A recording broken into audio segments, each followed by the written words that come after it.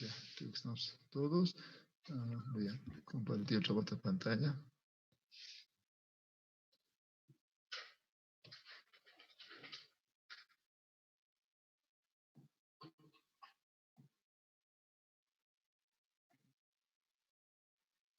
Entonces, lo que es...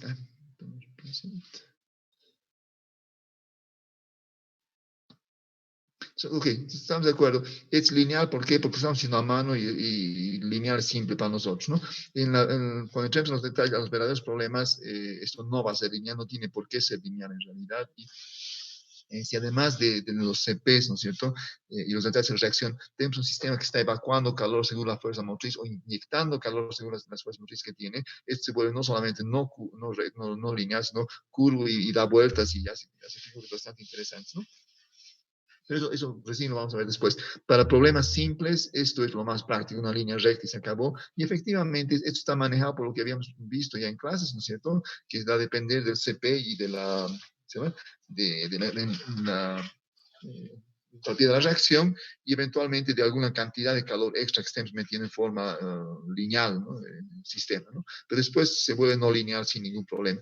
Los conceptos, viendo lineal, es fácil de entender, hacer a mano. Una vez que estos conceptos están claros, hacer cualquier otro sistema que no sea lineal, por más enredado que sea, es muy simple. ¿Ya? Por eso existen muchos problemas así de solución de planteamientos lineales nomás, ¿no? Okay. Ya, No sé si gracias. ¿Sí?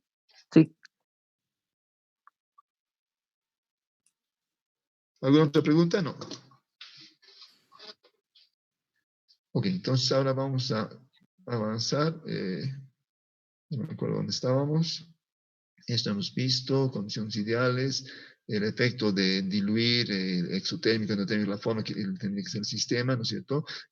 Eliminamos calor, añadimos calor, podemos cambiar esta pendiente, tenemos un cierto grado de libertad, ¿no es cierto? Y donde efectivamente está lo que indicaba su compañero, este PI del touch. Notan de que si volvemos a un sistema donde no estoy añadiendo calor, ¿no es cierto? Yo estoy poniendo en esta temperatura, o si yo sé que es mi temperatura máxima, esta es mi temperatura máxima, yo quiero llegar a este grado de conversión, ¿no es cierto? Entonces, yo sé cuánto es la conversión, y como conozco el CPI delta H, conozco cuánto es el delta T, sé a qué temperatura tengo que ponerlo como para que la reacción suba hasta acá, y en este punto que tenemos que completar la conversión, no haya pasado su temperatura máxima, ¿no? Entonces, todos esos análisis vamos a hacer en base a estas relaciones que tomando en cuenta los valores que queremos, ¿no? Entonces, esas expresiones van a ser importantes, y mientras los CPs y los delta son números simples, ¿no es cierto? Y son lineales, el cálculo a mano es fácil. Si no, el concepto no va a cambiar porque en este caso ya no sería CP por delta T, sería la integral CP de T con todos con todos sus detallitos, pero ya no es problema porque ya el concepto ya está claro, ¿no? Ok. Dijimos, esto también lo hemos visto, condiciones ideales endotérmicas, ¿no es cierto? Obviamente dijimos siempre colocarnos en la temperatura máxima. ¿Por qué? Porque en la temperatura máxima estamos a la máxima velocidad posible, eso implica el menor volumen, ¿sabes? Que son la primera parte de volúmenes necesarios. Ahora, si estamos en condiciones adiabáticas donde no hay el Q ya es un dato que conocemos, ¿no es cierto? Hacer endotérmico, obviamente está avanzando de esta forma. Y estamos poniendo lineal porque es simple nada más, hasta el X deseado, ¿no? Ahora, notan que a medida que está pasando esto, tenemos una línea de operaciones que nos va a dar ciertos valores de R, que llegado el momento lo vamos a graficar. Y cualquiera sea la forma, esta curva no tiene nada que ver con lo que tengo acá, es más cualitativo, va a ser esto. ¿Ya? Y si yo quiero este X final, voy a poder comparar, me conviene más un reactor mixto o un reactor tubular, según el valor integral y el valor de la superficie del rectangulito. ¿Ya? A veces notan, a medida que estamos haciendo una reacción endotérmica, al ir subiendo, ir avanzando en la conversión, ¿no es cierto? Está ocurriendo dos cosas. Por un lado, al hacer la conversión mayor, la concentración de los reactivos cada vez menor, eso está haciendo que la reacción sea más lenta. Pero por otro lado, la temperatura está bajando porque es un proceso endotérmico y eso hace que al final las cinéticas se vuelven muy lentas, lo que sobre nuestro gráfico implica que eso está subiendo muy, muy, muy alto, ¿no es cierto? Entonces, muchas veces estas condiciones no son favorables y aquí es dibujo libre en el sentido que yo aplico la voluntad que yo quiero, el criterio que yo quiera, y en este caso, por ejemplo, puedo decir, en estas condiciones finales la cinética es tan lenta que aquí se me está yendo todo el volumen, el costo de un volumen reactor, me convendría que sea un poquito más rápido. Entonces, a veces conviene quizás en un cierto punto parar la reacción calentar la mezcla otra vez a la temperatura máxima que puede y recién dejar que vaya continuando, ¿sí? Entonces, aunque en este caso podría ser que un reactor tubular sea el mejor, dos reactores mixtos que estemos mezclando, pero de esta forma nos permitiría quizás tener un volumen diferente. Entonces, ¿cómo quebramos? ¿En cuántos pedazos lo quebramos? Si calentamos, ¿cuánto calentamos? O cambiamos la pendiente de una cierta forma. Todo eso ya va a depender del caso concreto que estamos viendo y da lugar para ser creativo, para proponer cosas, para plantearse diferentes dificultades, diferentes problemáticas y resolverlo de diferentes formas. Eso hace que no hay una solución así llave en mano para este tipo de problemas. Es por el análisis que estamos haciendo que nos damos cuenta que ciertas opciones son mejores. Ahora, por ejemplo, acá, ¿dónde me conviene parar para hacer el quiebre? Hay una solución económica también, ¿no es cierto? El volumen, además de este primer reactor y este segundo reactor, no va a ser necesariamente el mismo. Entonces, hay mucho campo para optimizar, ya sea en volumen, ya sea en costos, ya sea en todo. Entonces, tenemos que poder visualizar esto no como la solución final donde leemos un resultado, sino es un terreno de juegos donde podemos aplicar toda nuestra creatividad, nuestra imaginación para encontrar soluciones que sean mejores que las que existían anteriormente, ¿no? Y aquí todo vale, con tal de que estemos dentro de las reglas, respetando la conservación de la masa y de la energía, no hay problema en hacerlo, y los temas de seguridad, por supuesto, no pasar, por ejemplo, de una temperatura máxima, ¿no? Entonces, todas esas cosas son posibles en estos campos, en estos caminos, y vale la pena hacerlo, considerar. ¿Ya?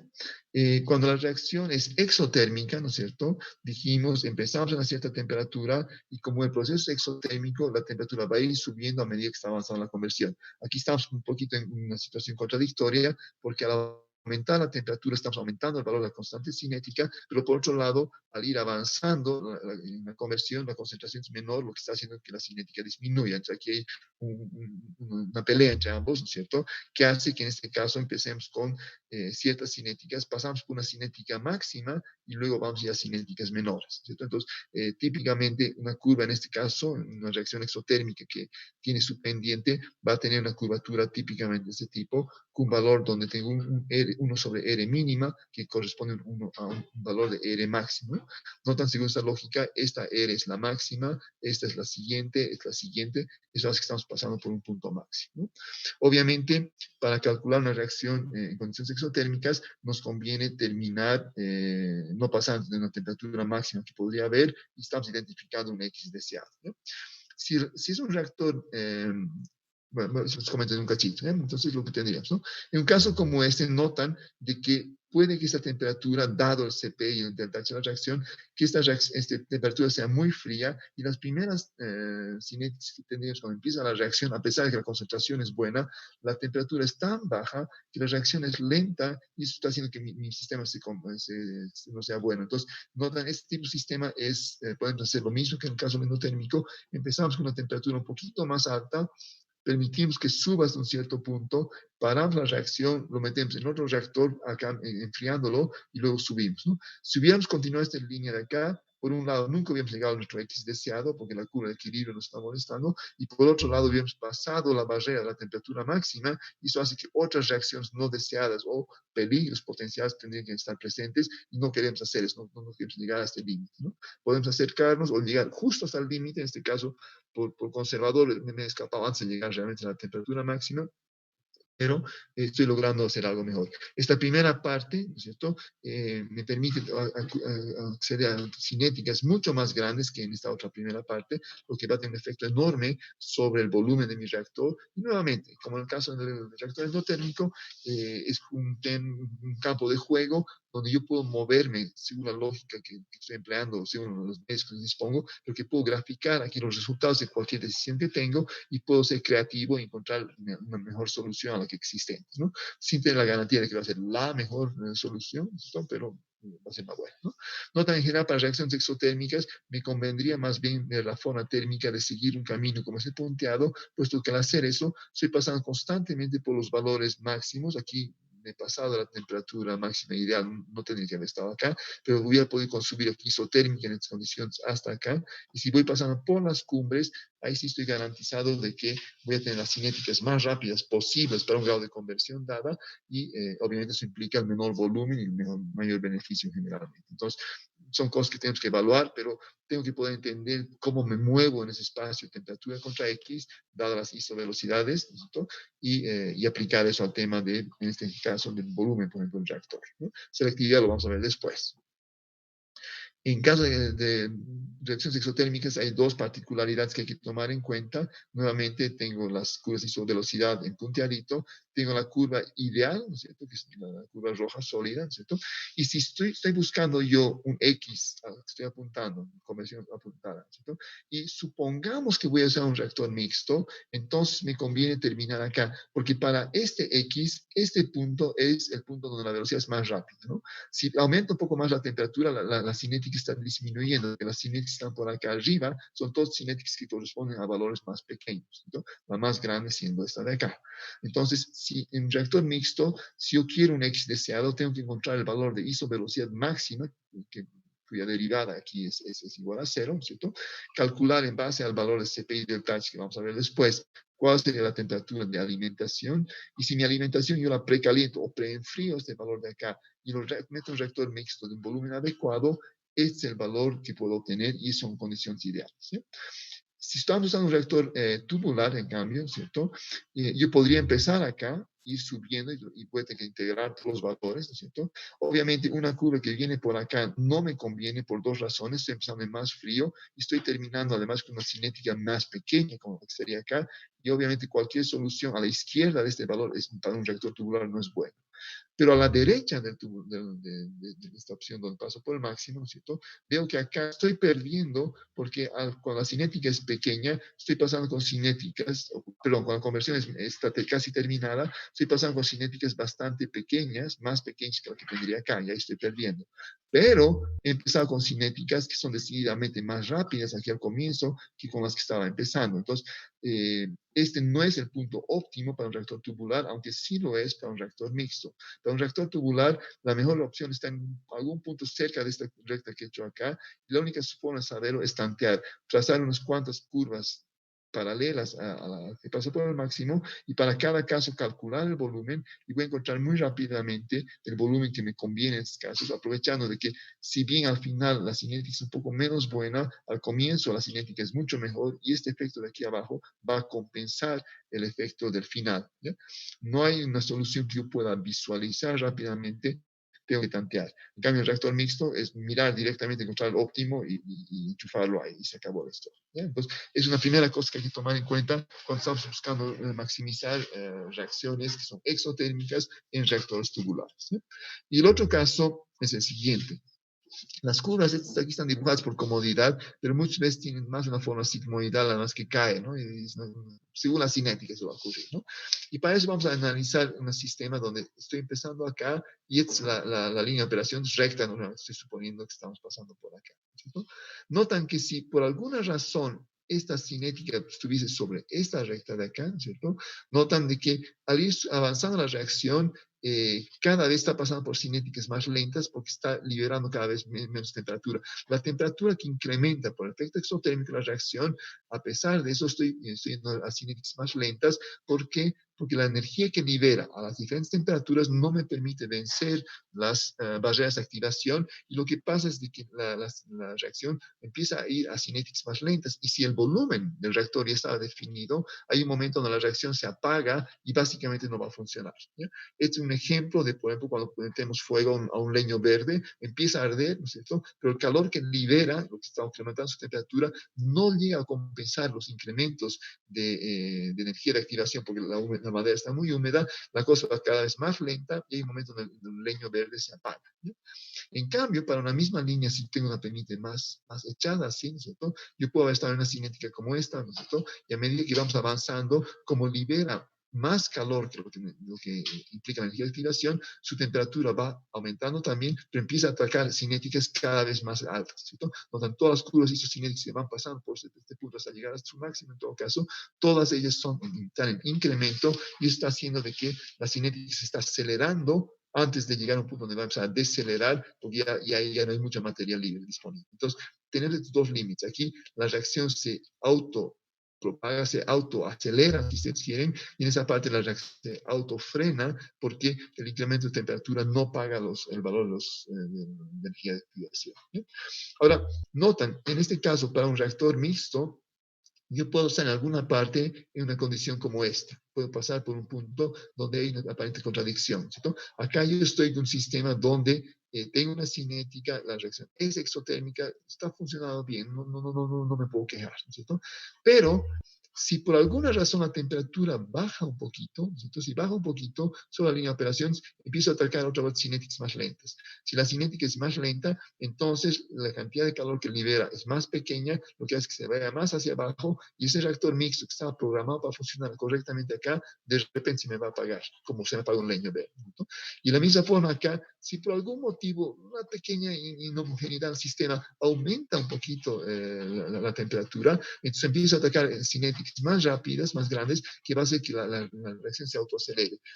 Existen puntos como este que son inestables y que no podemos saber el reactor si vamos a estar trabajando con una conversión alta y una temperatura alta o de repente se me va a apagar. Estas condiciones de inestabilidad son inherentes al reactor mixto cuando estamos cerca de curvas isocinéticas, ¿cierto? Que tienen esta forma sigmoidal en el sentido de que la pendiente es pequeña a conversiones pequeñas y se va volviendo un poquito más grande cuando estamos con conversiones más grandes, ¿no? Entonces, es un problema que es propio, es un tema de inestabilidad en el reactor y no es bueno, porque tener un reactor que no se está decidiendo entre apagarse y de repente salir bramando con una conversión completa implica una condición inestable que puede ser peligrosa, ¿no? Pequeños cambios que pueden existir están dados por pequeñas inhomogeneidades, sobre todo en reactores grandes que no están siendo bien mezclados o tienen zonas muertas. Vamos a tener pequeñas zonas donde la temperatura puede ser un poquito más alta, un poquito más baja que la permitida, o que simplemente el sistema de enfriamiento está con burbujas o algo así en el sistema y al rato enfría más de lo que debería enfriar. Entonces se crean zonas inestables y esto genera inestabilidad en el reactor y en los sistemas es bueno revisar estas condiciones para estar seguros, ver si están presentes, ¿no es cierto? Y si no, y si están presentes, ver qué tenemos que hacer para evitarlo. Entonces, hay muchas veces unas curvas mínimas de pendiente mínima que no habría que pasar, ¿no es cierto? Con las cuales la homogeneidad puede ser peligrosa, ¿ya? Entonces, esto vamos a verlo después, pero es algo que hay que tomar en cuenta y es una Doctor, particularidad en el caso del reactor mixto, ¿sí? para aclarar, esas diferentes pendientes vienen dadas Sí. por diferentes balances de energía, ¿no? Y claro, están relacionados con el sistema de la cantidad de calor que libera la reacción, está relacionado con el CP que tiene el solvente y los productos, los reactivos, y está relacionado con la cantidad de calor Q que estamos retirando del sistema, dado un sistema de enfriamiento, porque es una reacción exotérmica. Entonces, todos están jugando un rol dentro de y la cinética les está dando una cierta forma sigmoidal que después está aprovechando. Entonces, es un concurso de varias cosas, la cinética, el delta H de la reacción, los CPs presentes y el calor que estoy quitando al sistema que hace que pueda estar en una zona inestable como esta, ¿no? Está bien, doctor, gracias. Okay, está bien. Doctor, una consulta. En la anterior caso de reacciones exotérmicas también, pero en la anterior diapositiva, la ¿Esta? temperatura, no, la anterior diapositiva, perdón. ¿Esta? La Claro. temperatura máxima nos la damos nosotros, ¿verdad? Sí, eso ya nos da la naturaleza y un poquito la instalación, ¿no es cierto? La temperatura máxima en este caso es tanto porque estoy en un reactor de plástico y se funda el plástico. Chao, ahí está definido por el reactor, ¿no es cierto? La temperatura máxima está dada porque la termodinámica, porque a partir de esta temperatura, otra reacción que no está prevista para nada y que no quiero para nada, empieza a ser realmente importante y no quiero por ello, ¿cierto? Está dado por la presión en la cual estamos. A esta temperatura el solvente empieza a hervir y no quiero que hierva el solvente. O sea, hay varios criterios. En este caso, he puesto al tuntún una temperatura máxima, pero está claro que esta temperatura máxima está dada por el entorno, por las condiciones, los materiales, los reactivos, en fin, todo lo que estamos utilizando, está jugando un rol para imponer una temperatura máxima y a veces simplemente prudencia nuestra que no queremos estar con temperaturas muy altas, pero hay varios elementos que definen cuánto es esta temperatura máxima, ¿no? Pero no como tal nuestro límite termodinámico. Me refiero a que la reacción vaya en otra dirección, o sea, se vuelva irreversible. Perdón, reversible sería, ¿verdad? Claro, o sea, en este caso se ha vuelto reversible, o sea, sería un criterio de más, ¿no es cierto? Aquí estamos en una temperatura máxima, a pesar que estoy en una zona donde ya es reversible la reacción, claro que a mi favor, pero es reversible, pero puedo vivir con esto porque no estoy buscando una conversión más grande, entonces no habría problema en llegar a esa temperatura, ¿no? Pero sí, o sea, todo lo que podemos argumentar, que sea termodinámico, cinético, físico-químico, materiales, legislativo, etcétera, lo que ustedes quieran, son criterios que hay que tomar en cuenta para establecer esta temperatura máxima. Sí. De acuerdo, doctor, gracias. Okay. Y con eso ya hemos pasado esto. Ahora sí, nos iremos a un problema complejo, porque hasta ahora eran cosas que hacíamos con dibujitos, que eran relativamente simples, no nos hemos hecho lío. Ahora trataremos de atacar un monstruo, uno como ejemplo, para ver lo que va a ocurrir, ¿ya? Aquí tengo, y si me muevo el rectángulo azul, olvídense de esto, se me mueve al rato, no entiendo. Tengo una sustancia A, un reactivo A, que puede producir P y puede producir R. Estamos en una reacción en paralelo, un caso simple todavía, ¿ya? Tengo que la variación de T en tiempo sigue una cinética K de primer orden, en cambio R es una cinética de segundo orden, son, digamos, no es el caso más complicado. Los deltas de reacción de cada uno son diferentes. Los dos he puesto exotérmico, pero no hay nada que me impida poner uno exotérmico y otro endotérmico, ¿cierto? El hecho es que los dos son posibles, tienen sus cinéticas conocidas y los dos en este caso son exotérmicos y no son iguales los valores, ¿sí? El valor de K en 1 y 2 son diferentes. El valor de K sub 0 aquí es más pequeño que en este, aquí la barrera de activación en el es más grande que este otro, y cada uno tiene su propia ley, ¿ya? Entonces estamos con un problema donde queremos resolverlo y además optimizarlo, porque yo quiero saber qué tengo que hacer para obtener P, qué tengo que hacer para obtener R. Entonces es un problema un poquito más realista, ¿ya? Me da un poquito más de condición, se puede un reactor lote para empezar, para entender lo que sea más simple, con una masa total de 10. Eso implica que todo el sistema está reaccionando.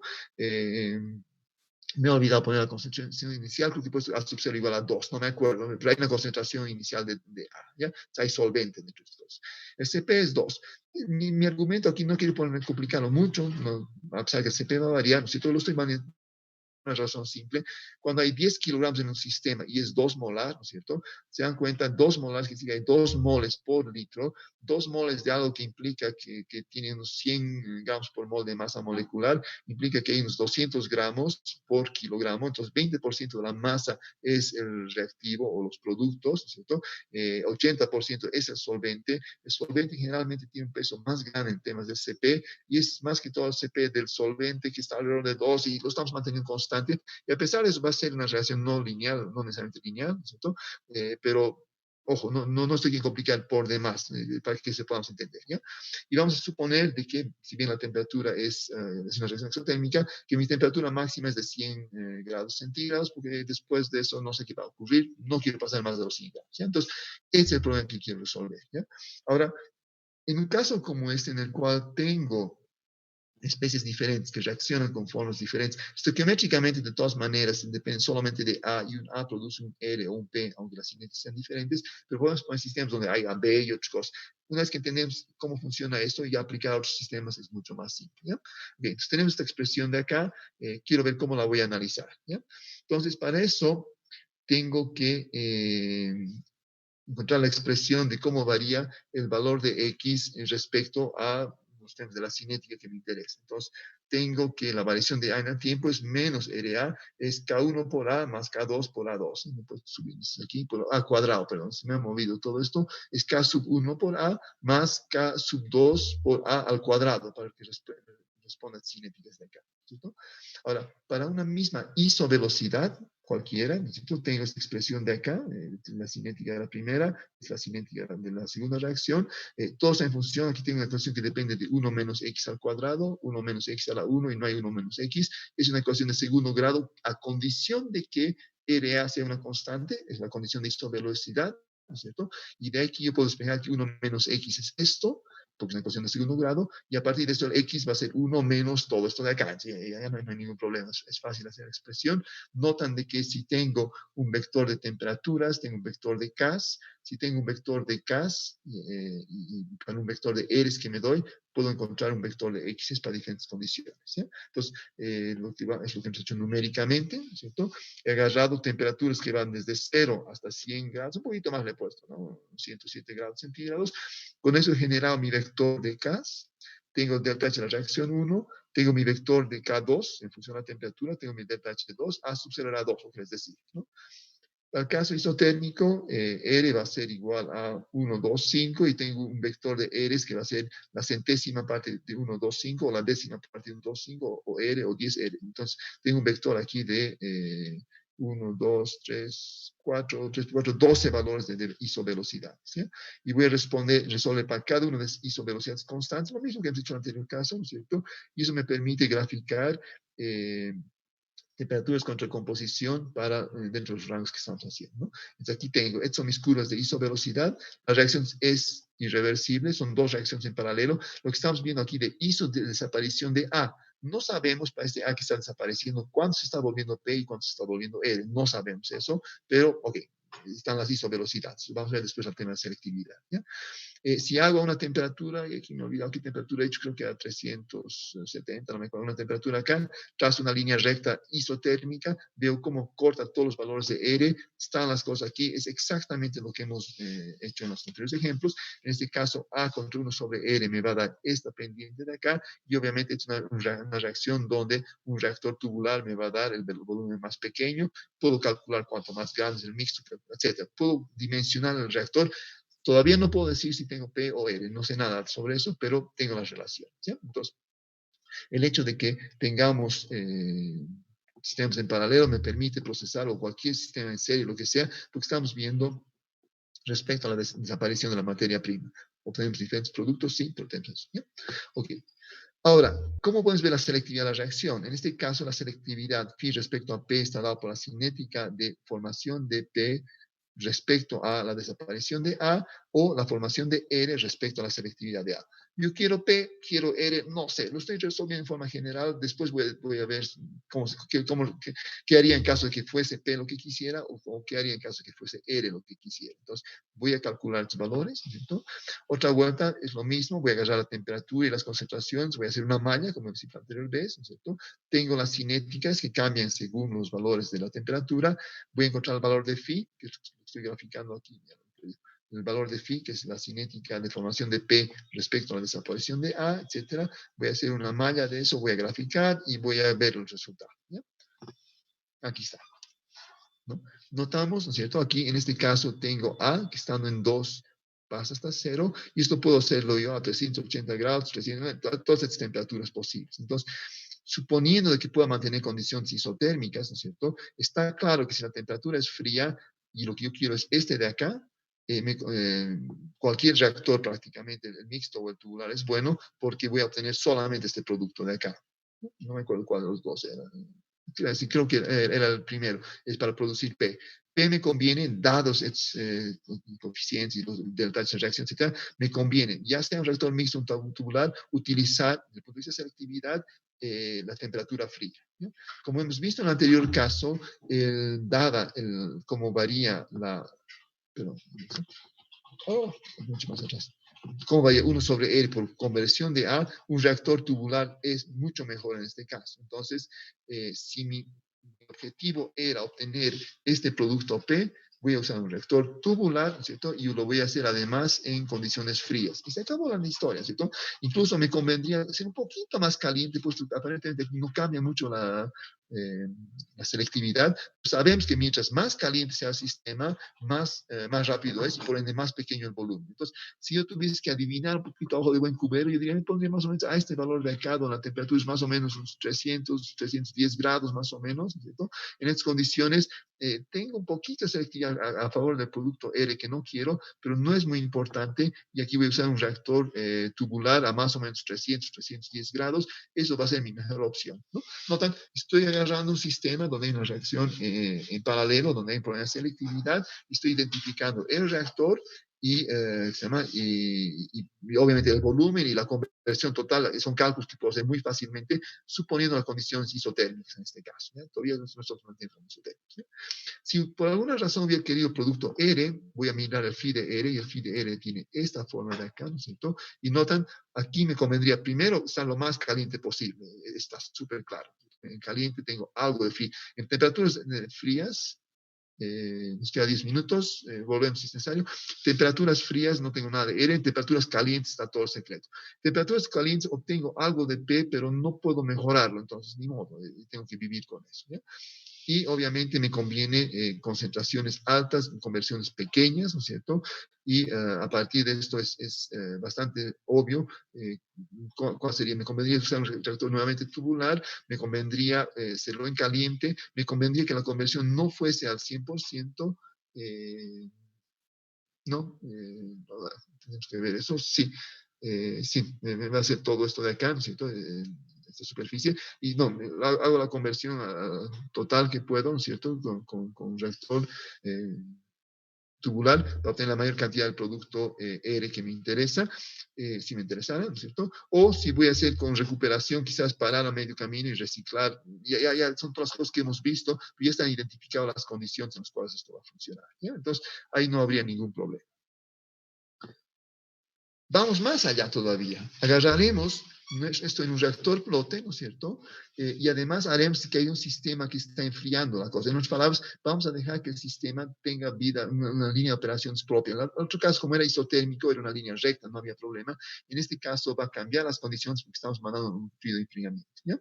Entonces, acá es cómo voy a armar el sistema de ecuaciones para describir esto. Notan que el momento que decimos de que vamos a permitir que el sistema vaya por donde quiera ir, dado que estamos poniendo un sistema de enfriamiento, no estamos cerrando mucho la cosa, tenemos que darle la libertad para que el sistema tome su camino de menor resistencia, ¿ya?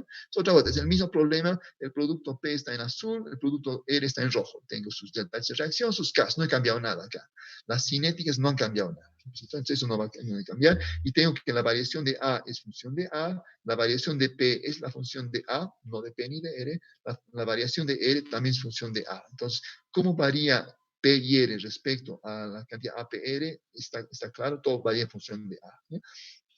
Tengo además, y estamos en el primer caso, un reactor lote simple, tengo un balance de calor. Voy a decir, primer caso, supongamos de que, ¿qué estamos suponiendo acá? Voy a ver cómo voy a llamar esto. Supongamos que no estamos enfriando, simplemente estamos dejando en un reactor lote que siga su curso natural. ¿No?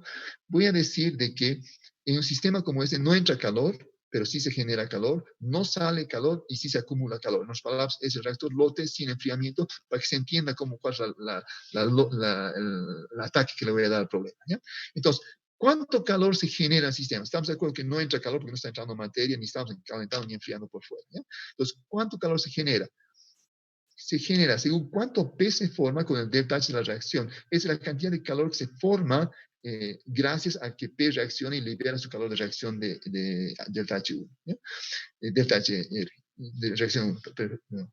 Y también se forma algo de R con una cierta velocidad, y cada R que se forma libera una cantidad delta H2 de reacción. Entonces, el calor total que se genera depende de la velocidad con que se forma P y el calor que libera P, y el calor que la velocidad con que se genera R y el calor que libera esa reacción. Entonces, aquí está expresada cuánto calor se libera en el sistema, se genera en el sistema. Y eso tiene que ser calor que se acumula dentro de todo esto, dada la masa del CP del sistema y cómo varía la temperatura respecto al tiempo internamente, ¿ya? Entonces, ahora acá tenemos una reacción, una relación que nos dificulta un poco, porque notan aquí la variación de A es la función de A. La variación de P es la variación de A. Podría haber sido de P o de R, pero varía según las masas, ¿no? Los K están variando según temperatura, obviamente, ¿no? Acá tengo un sistema donde varía P en el tiempo, varía R en el tiempo y varía además temperatura en el tiempo. Y no quiero hacer algo más simple, ¿ya? Ahora, voy a aprovechar de que la variación de P en el tiempo, que es esto, en realidad tiene que ser igual a K1 por A. En esta expresión de acá lo voy a cambiar por K1 por A por delta H, y de esa manera evito tener que tener una expresión diferencial de dp contra t, sino simplemente tengo K1 por A. Lo mismo hago con dr, puesto que la variación de dr es K2 al cuadrado, aquí está lo reemplazado por delta H la reacción, tengo MCP, y ahora tengo solamente delta T, temperatura respecto al tiempo. Eso quiere decir que puedo poner en evidencia delta T en el tiempo, y tengo delta T que depende básicamente solo de la concentración de A. K1 y 2 están variando según temperatura, pero ya tengo la cosa escrita, ¿no es cierto? Y para eso, lo único que voy a hacer ahora, ¿no es cierto? Es, bueno, aquí está el sistema mejorado con sistema de enfriamiento. Otra vuelta. aquí tengo el calor que se genera, aquí está saliendo calor o entrando, según signo de los valores, ¿no es cierto? Que depende del coeficiente de transferencia global desde el medio que es exotérmico o endotérmico hacia el sistema de enfriamiento o de calentamiento, según lo que estemos haciendo. ¿Ya? T sub 0 en este caso es la temperatura promedio a la cual se encuentra el líquido frío en este caso. ¿Ya? En el ejemplo que puse, creo que puse que está entrando a 20 grados, está saliendo a 30 grados, por lo tanto en promedio está a 25 grados, para no complicar mucho con temperaturas logarítmicas medias, pues podemos incluirlo después. ¿Ya? Entonces tengo este valor. Cuando la reacción está llegando a temperaturas altas, hay harto calor que está saliendo. Cuando la temperatura es fría, no va a salir tanto porque la fuerza motriz es menor. ¿Cierto? Entonces tengo este valor de acá y lo mismo, puedo poner el variación de temperatura en el tiempo en función de todos los demás variables que ahora dependen de concentraciones de A, depende de la temperatura del medio gracias a esta transferencia de calor y depende por medio de los K1 también hay el efecto de T.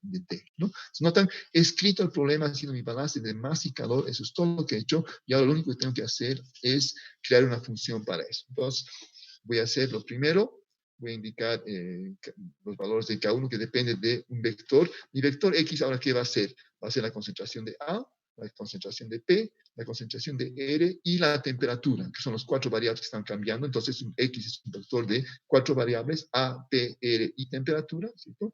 Por eso K1 está acá en función de X4. ¿Quién es X4? Es la temperatura. ¿Ya? Lo mismo acá, X2 está en función de la temperatura. La masa, el CP, voy a llamar C como masa por CP por taquigrafía nada más. La temperatura final es 300 grados. El U por A le he puesto como 0 al comienzo para que resolver el problema sin enfriamiento. Aquí tengo mi matriz. Nota el valor de A por K1 es la formación de P. K2 por A, que es A cuadrado, es el valor de la segunda y no afecta a los demás. Es la cinética de P, la cinética de R. Y aquí está lo que habíamos descrito respecto al balance de calor. Y X es mi vector donde tengo A, P, R y T. Y es mi vector donde son las variaciones de A, P, R y T en el tiempo. ¿No? Entonces, eso es todo. Escribo eso, ¿no es cierto? Y a partir de eso lo resuelvo. ¿No? Notamos de que cuando no enfrío, ¿no es cierto? A va a caer. P va a subir, ¿no es cierto? Y R no va a pasar nada, ¿no? Y tengo los valores. Si cambio y pongo otra temperatura inicial, obviamente sube P y ahora tengo algo más de R, que corresponde al sistema caliente, y es lo que hemos visto, ¿no es cierto?, en composición contra tiempo, y a partir de esto yo puedo calcular después de volumen, todo lo que necesito, ¿no? La temperatura, en el primer caso, ¿no es cierto?, sube en el tiempo, está subiendo hasta 345 grados, de 300 a 345. En el segundo caso había empezado a temperatura más alta, 340, y ha subido a 308. Me he pasado el límite, pero estoy explorando, ¿no? Notan también de que en el primero que empecé más frío, necesito un tiempo más grande para llegar a la temperatura final, digamos unos 10 minutos, segundos, lo que sea. En cambio, en este otro sistema, digo a la temperatura máxima, la reacción termina después de 0,8 minutos, segundos, lo que sea, normal, porque empecé más frío, más caliente, perdón. Entonces, eso va a hacer que el volumen sea más pequeño, sube más grande, pero la selectividad entre estos dos casos son diferentes, ¿no? Estoy graficando, analizando en base a eso el programa que he escrito, ¿no? Y finalmente, aquí puedo escribir la curva, es la línea de operaciones que tengo en los dos casos. Notan, es casi lineal, no lo veo porque finalmente los deltas de reacción no son muy marcados y estamos con un sistema donde no estoy enfriando, entonces es casi lineal. Si vemos con cuidado, vamos a ver que no es realmente lineal, pero la curvatura es muy pequeña y no, si hubiéramos supuesto que era lineal, no hubiéramos cometido un error muy grande, ¿no? Pero ahora, cuando enchufamos el sistema de enfriamiento, ¿no es cierto?, veo que las proporciones cambian entre R y P.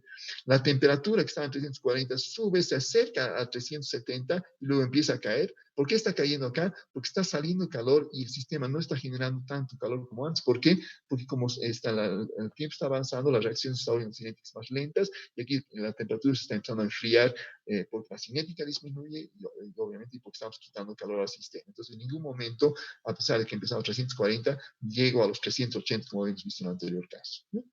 Y ahora sí esto, pero agarramos la línea de operación, pueden ver, es esta curva de acá que viene, sube, viene por acá, pasa por un máximo de temperatura y luego se da la vuelta y es decididamente no lineal acá. Y según las condiciones podemos hacer que este máximo ocurra a otro punto, podemos jugar todavía eso cambiando el U por A o la temperatura a la cual está el sistema de enfriamiento. Este es un caso que puse valores así que imaginé y este es el resultado que obtuve, ¿ya? Entonces, vemos aquí un caso donde la línea de operaciones tiene una una forma muy, muy diferente. Y otra vez, teniendo esto, podemos calcular todas las R's que corresponden a diferentes X's, y teniendo eso, graficar 1 sobre R contra X y calcular el volumen